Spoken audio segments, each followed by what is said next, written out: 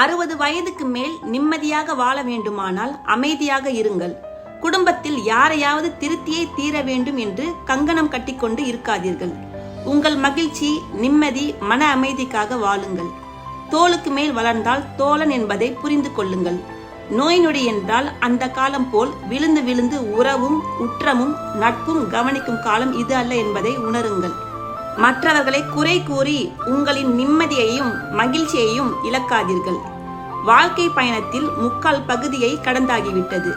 மீதி இருக்கும் காலத்தை நமக்காக, நம் மகிழ்ச்சிக்காக, நம் நிம்மதிக்காக வாழ வேண்டும் என்ற எண்ணத்தை மனதில் வைத்துக்கொண்டு உடலையும் உள்ளத்தையும் ஆரோக்கியமாக வைத்துக் கொள்ளுங்கள். இறை நம்பிக்கை இருந்தால் இறை தியானத்தில் திளையுங்கள். இல்லாதவர்கள் மறைநூல்களை படியுங்கள்.